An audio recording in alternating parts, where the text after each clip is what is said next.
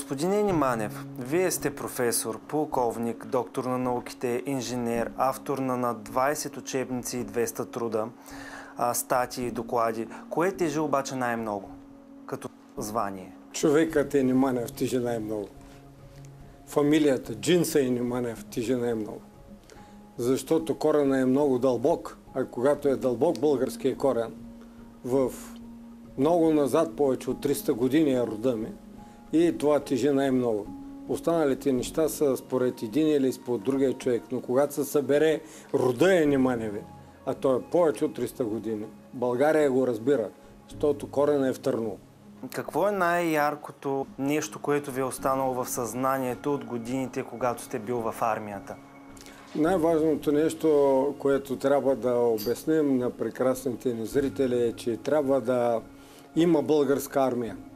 Българската армия е школа за мъжество, школа за чест и достоинство, школа за труд, възпитание. И най-важните неща, които искам да посоча, е как се издава и как се изпълнява заповед. Защото голяма част от съвременните българи много трудно разбират или в голямата си степен започват да дискутират всички неща.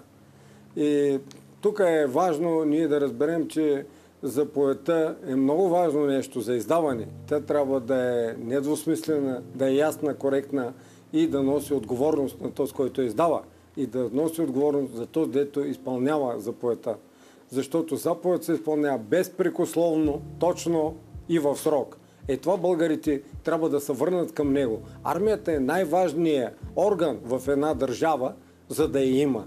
Тръгвате от строителен инженер, а ставате професор.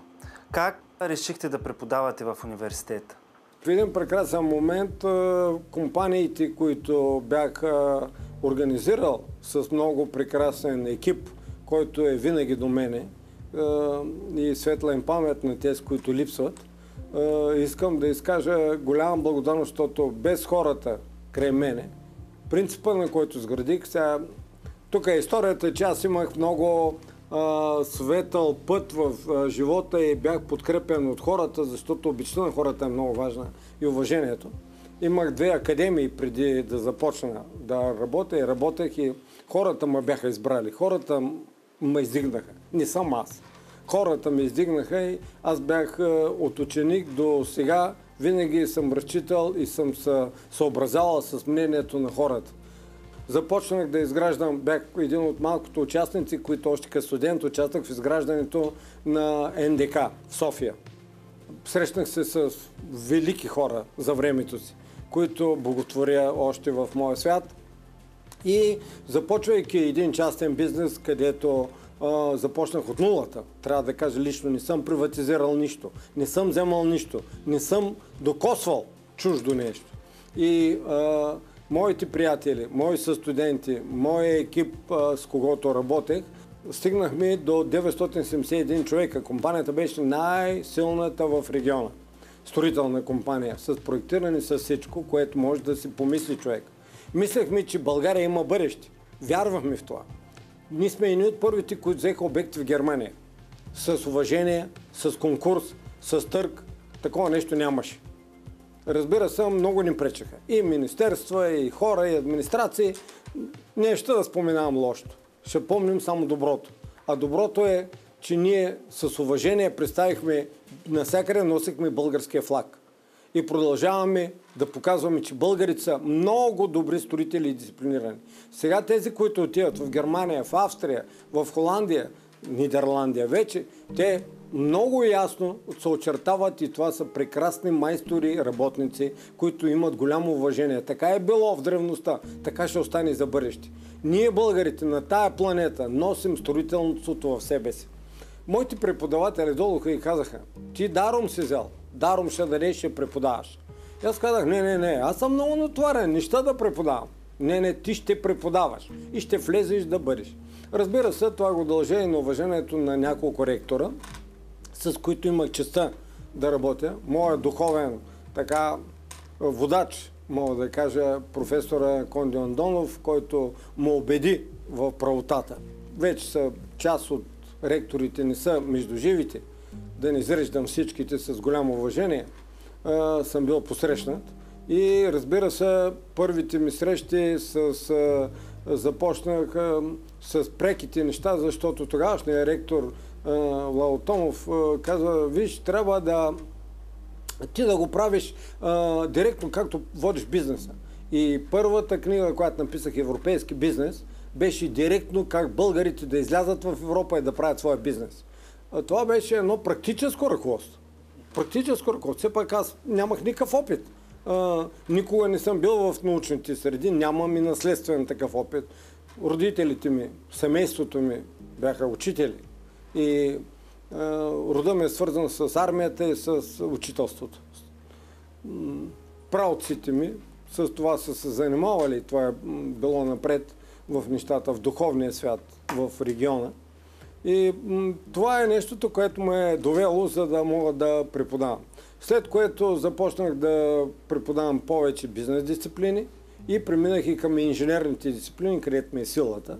Реално погледнато, един от младите доценти за времето си. След това млад професор, много млад. И всичкото това бе свързано с един практически ход, защото отивайки на международни конференции, където защитихме в Виена и на други места, получихме едно голямо уважение, защото западният свят при приемането ни в Европейския съюз ни ограничи пазарите. И каза: вие може да се занимавате в областта на селското стопанство, IT сектора и туризма. Тоест бяхме нападнати, бяхме смазани в областта на машиностроение, транспорт и други, които ги виждате в момента. Разбира се, може да се гордеят, че някои оцеляха и продължават да го правят. Това го казвам като председател сега на Стопанската камара, но това нещо е много тежък момент, защото държавата ни много трудно пробива на западните пазари. Целенасочено изгубихме източните пазари. Целенасочено изгубихме източните пазари. И всичкото това нещо ни поставя в много лоша, неизгодна позиция като българи. Но да ви върна и към образованието, понеже вие преподавате в 4 университета. Какви са вашите наблюдения от младите хора?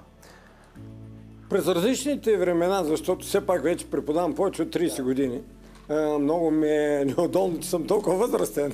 Можеш и по-млад да бъде, духа ми е много млад и затова аз се чувствам около 30 годишен винаги в момента. Искам да кажа, че младите поколения изминаха един различен ръст. В началото имаше срив, голям срив. Но тези, които бяха вече взели закваската, т.е. последните, мога да кажа, са 89-90 година, даже някои колеги казват и 91, но аз повече от 89-та не мога да дам. Те имаха обучение, имаха закваска и даваха много добри резултати. Те в момента са видни менеджери, видни изпълнители, експерти на запад, на изток. Голямо уважение имаме. След това се получи големия срив с парите варят с студента, парите варят с ученика, което е много груба грешка, защото образованието и медицината са свързани с националната сигурност. Власт имеещи не можаха да разберат, независимо какви са. Не съм политическо лице. Казвам, че те не можаха да разберат, че най-добрите от древността са управлявали държавата, когато искаме държавата да е силна. А това е било през Златния век при Симеон, това е било при Иван Асен. Най-добрите командват армията, най-добрите командват стопанския живот. Величествените хора духом командват българската църква. Затова патриаршията е на най-високото място. Тя не е на най-ниско, на най-високото място е духа на българина. И винаги ще бъде така, докато някои хора се опитват да ни унизят и да ни ударят. Но всички ние завеждаме децата си на патриаршията в Търново. Защо? Не заради туризъм, не за снимки, защото е високо място, а духа става силен. И духа е било най-важното нещо. Затова братята асеновци са направили това място на църквата, на храма, са обявили българската държава. Що не са го обявили в Златен дворец? Що не са го обявили в имението си? Те са богати, феодали. Защо не са го направили? Защо не го обявяват в офисите си държавността като сега? Обявява се в храма, в духа. А доколко образованието в днешно време допринася за бизнеса и какво трябва да се направи в правилната посока? Сега, българската школа за бизнес преживя няколко трагични момента. В началото, може би, академик Сендов въведе елитните училища. Тези елитни училища избълваха или изкараха много елитни българчета, момичета и момчета. Те заеха много видни места. Неща да дам примери. В Щатите, в Англия, доктори на науките, водят цели лаборатории. В Австралия, в Китай, в Япония, българки, много висока научна подготовка. След което обаче образованието се срина и продължава да бъде сринано, защото няма нужда един народ да бъде убиван. Няма нужда. Има нужда да му унищожиш образованието. Махнеш ли образованието, този народ си отива. И в момента ние вървим в тая правилна посока, в кавички. Народът ще бъде унизен, унищожен и опростачен. Освен, че е беден, вече е и опростачен. Или опростачването води към голяма бедност. И това нещо е необратим процес. Трябва да го знаят всички. Ако, може би сега сме в последните години във възможностите си малко от малко да върнем, защото това поколение, което виждам, дето расте, сега деца в средните училища, подават заявка. Мислят, опитват се. Те са вече в четвъртата революция.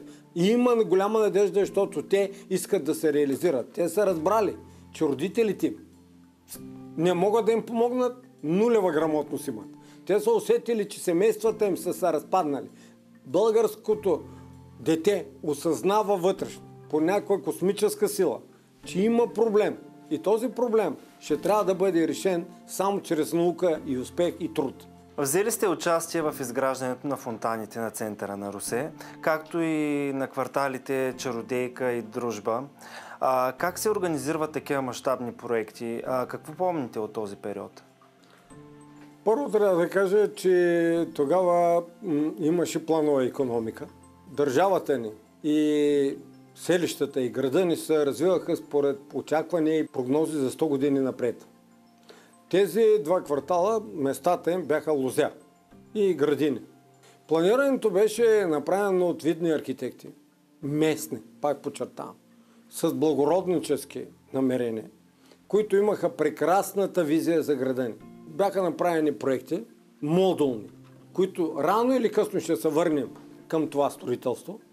И ние загрубихме бързия строеж на Едропален, така да кажем по-зашков раш, технологии строителни. Ние загубихме монтажната част. И всичките тия неща, разбира се, в момента вари един голям смях, че една подигравка, че панелните жилища са слаби, те са от живелица, те са за бедни и прочее. Нека да си позволим. Това е наглост. Хората не могат да си позволят всеки да има голяма къща. Все пак Русе си остава известен със своята архитектура. Вашия син също е главен архитект в града. Как виждате обаче градът след примерно, да кажем, 10 години? Това е много силен и интересен въпрос. Не водим такива дискусии, защото все пак доктор архитект, главен архитект на града е 6-то поколение русенец, от опалченския род насам. Прадедите му са били и са строили паметника на свободата и са снимани пред него съответно, прадядо му.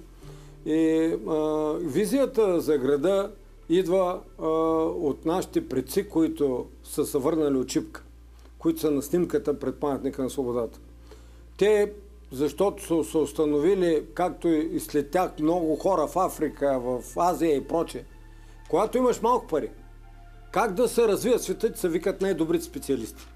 За времето те са извикали италиански архитекти, извикали са германски архитекти, виенски архитекти и са избрали заедно на кръглата маса, кое да приемат. Затова са направили центъра ни Слънце, да има така наречените 13 улици, 13 лъча и те да бъдат много прави и разширени и големи. Тези булеварди, които съществуват, целта е била да се влиза и да се излиза само от едно място. Тоест, нашите управляващи трябва да разберат, че трябва да имаме еднопосочност на транспорта. Самия аз съм участвал в ремонта с уважаемото наше прекрасно с негово преосвещенство и след това Светейшество патриарх Неофит, пред който се прекланям, това е величествен човек. И 43 храма ремонтирахме. Православни. Изградихме с моя екип 6 католически храма. Региона. Помогнахме да се направят над 18 джамии. Затова имам свещения Коран с надпис от главния мюфтия на България за уважението и помощта като строители, защото вярата и храма крепят българщината, крепят земята ни. Никой друг не крепи земята, както хората, а те трябва да имат вяра. Какви интереси имате в свободното си време, ако въобще ви остава такова?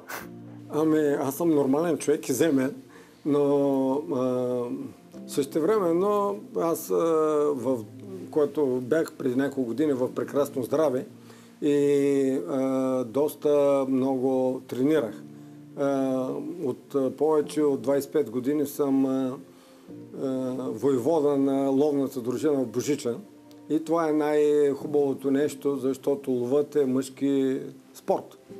И достоен по своята сила. Там се ходи с оръжие и не се знае кой е обект на лов. Същевременно много уважавам културата ни и ходя на много изложби. Подкрепям нашите художници в Русе и в региона. Било то с финанси, било то като бизнес структура. Тук ръководя няколко курса, обучителна част по охрана на труда, по защита на хората. Помагаме на работодателите да организират пазарите си. Помагаме чрез поканване на посланници, поканване на търговски аташета, защото бизнесът иска разговори, иска съединение на интересите, не иска политики. Бизнесът се прави тихичко, непопулярно, но трябва да има срещи. И срещите да се срещнат интересите. Както нашите, така и чуждите. Защото размяната ще не донесе взаимен интерес. Стандарта на живот определя твоето битие, твоето съзнание и определя целият ти живот. Стремежа да живееш по-добре е стремеж, който ти се направиш. И нямаме от кого. Никой не ни е длъжен. Никой не ви е обещал правда. Зато и трябва ние да се извоюваме. А както е казал класика, свободата, Санчо, е на върха на бойното копие. Не е върху салама. Държа да го обясня. Трябва да има мъжка ръка и народ, който прави стомана, е свободен народ. Народ, който не познава стоманата, не прави стомана, а е робски народ. И това трябва да ни е ясно на всички.